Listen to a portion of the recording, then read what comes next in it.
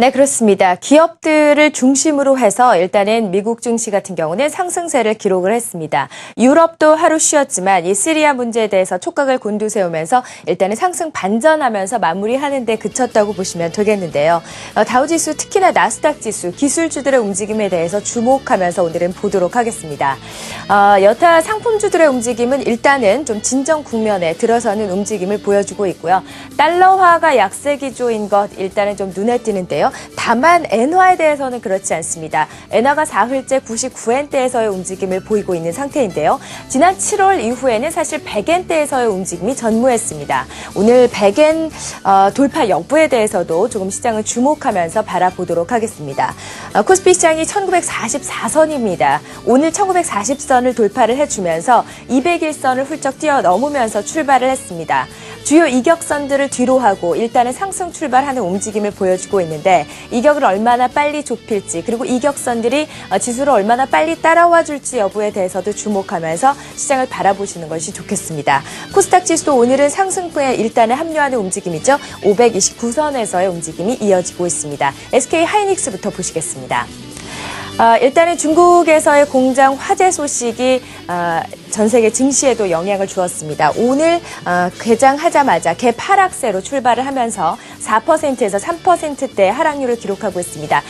다만 이 설비 쪽의 피해 규모가 일단 여전히 파악 중이긴 하지만요. 설비 쪽의 피해 규모가 다소 조금은 미미할 것으로 전망이 되고 있는 게 다행이지만 어쨌든 관련 기업들은 반사이익에 주목하고 있는 상태입니다. 삼성전자 보시죠. 오늘 삼성전자가 1% 넘는 상승률을 기록하고 있습니다. 130만 원 돌파한 이후에 상당히 좋은 흐름들 보여주고 있는데 오늘 SK 하이닉스의 반사이익과 더불어서 신제품 출시에 대한 기대감까지도 모아지고 있습니다. 갤럭시 노트3 그리고 갤럭시 기어까지 이 신제품 공개와 함께 다소 좀 기대감을 갖는 움직임이 뚜렷하다고 보시면 되고요. 외국계 창구를 통한 매수세가 집중되는 양상도 보여주고 있습니다. 현대차 그룹주 보시죠. 내수 판매 부진과 함께 파업 소식까지 좋지 않은 소식들 이어지면서 다소 좀 주가가 주춤했습니다. 이틀 연속 쉬어가는 움직임이 역력했고요. 전일도 상승 반전하면서 마무리할까라는 것을 좀 기대를 했었지만 일단 하락 반전하면서 마무리했습니다. 오늘 사흘 만에 반등세를 보여주고 있는데 이런 주가의 흐름들 꾸준할지 여부에 대해서도 주목해 보도록 하겠습니다. 코스피 시장 대비했을 때 다소 좀 부진한 코스닥 시장의 움직임도 살펴보겠습니다. 오늘 외국인이 다시 사흘 만에 매수 우위로 반전하는 움직임이고요. 개인과 기관의 매도 물량이 일단은 쏟아지고 있지만 오늘 외국인들을 중심으로 한 매수세에 어느 정도 이어질지 여부에 대해서도 주목하겠습니다. 서울반도체 보시죠. 4만 원대 돌파 이후에는 주가가 계속 부진한 상태입니다. 오늘 4% 이상의 급 반등세 보여주고 있는 상태인데요. CH증권, 모건스탠리를 통한 매수세가 유입이 되고 있습니다. 오늘 IT 부품주들 어느 정도 반등할지 봐야 되겠는데요. 파트론도 보시죠. 최근에 하락세가 이어지면서 주가의 하단 부분을 어느 정도 지지할지 여부에 대해서 좀 주목해 왔습니다. 하단 정확하게 좀 지지를 해주는 움직임이고요. 오늘 1.8% 반등하고 있는데 오늘 코스닥 시장에서는 IT 부품주들에 대해서 주목해 보도록 하겠습니다. 시황센터였습니다. 앞서서 시황센터를 통해서 각 종목별 뉴스들 알아봤는데 이에 따라서 종목별로 어떤 전략이 필요한지 구체적으로 점검부터 해보겠습니다. 동양증권의 서동구 부장 나오셨습니다. 네, 안녕하세요.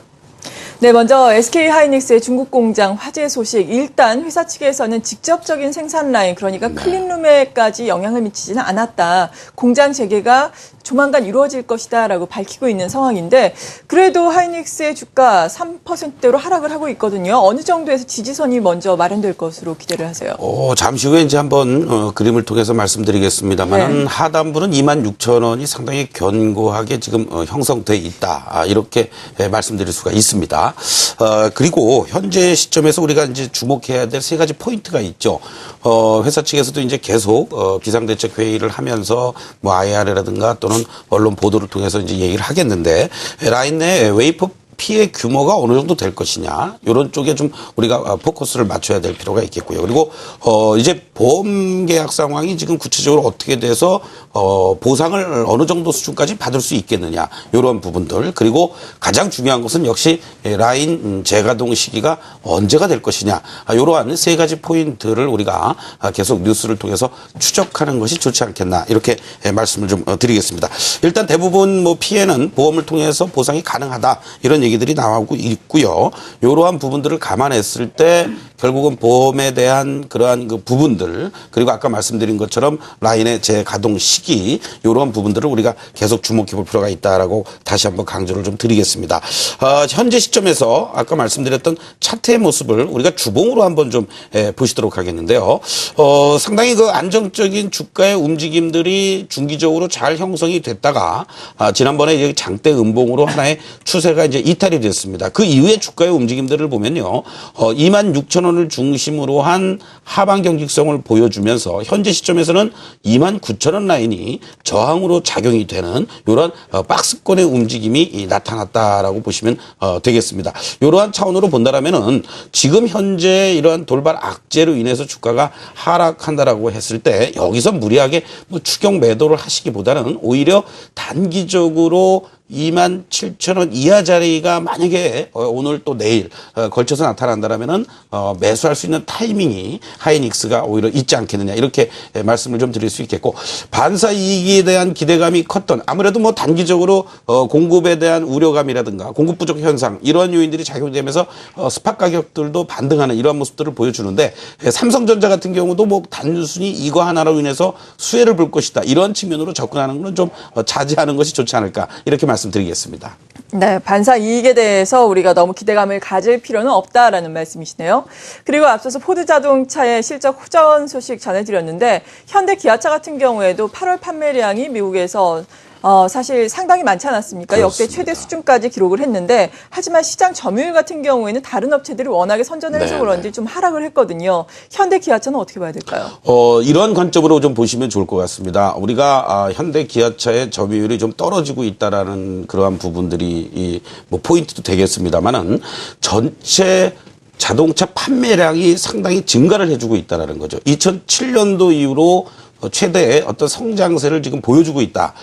그리고 현대차의 점유율도 작년 8월 대비한다라면 큰 폭으로 또 신장이 된 건데요. 네. 지금 판매량이 다소 감소된 가장 큰 이유 중에 하나는 바로 국내에서 벌어지고 있는 뭐 특근 거부라든가 또 파업과 관련된 이러한 부분인데 지금 또 발등에 불들이 떨어졌다고 그러죠. 바로 추석 전에 뭐 빠르면 뭐 이번 주에라도 극적인 타결을 보기 위한 그런 협상이 아주 잘 또 진행이 되고 있다. 이런 부분들을 감안한다라면 바로 그런 부분들은 지난 시간에도 한번 말씀드린 바가 있습니다만은 특근을 통해서 얼마든지 생산량을 다시 또 늘릴 수 있는 그런 부분들.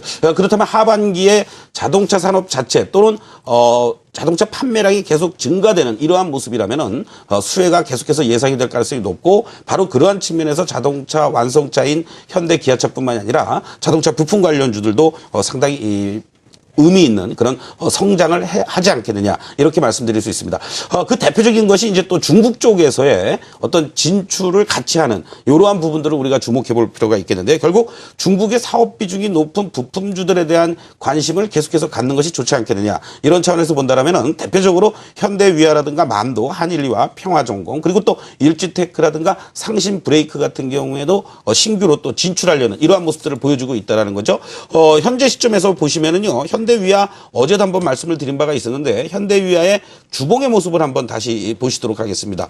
자, 지금의 모습들을 보시면은 바로 이 17만 원을 중심으로 한 저항대가 계속해서 작용이 됐던 그러한 모습이었습니다만은 이 자리가 만약에 돌파가 돼주는 그러한 흐름과 오히려 안착이 돼준다면 결과적인 측면에서 본다라면은 오히려 수렴을 해놓고 추가 상승이 가능한 그러한 모습을 보일 수 있다라는 측면에서 봤을 때 현대위아에 대한 관심을 계속해서 갖는 것도 좋겠다라고 말씀드리겠습니다. 네, 국내 자동차 업체 중국 지역에서 또 사업을 늘리고 있다라는 소식인데요. 이와 관련해서 중국과 관련한 자동차 부품주를 주목하자라고 말씀해 주셨습니다. 하드 이슈에 대해서 알아봤고요. 계속해서 이슈가 들어오는 대로 또 점검을 해보겠습니다.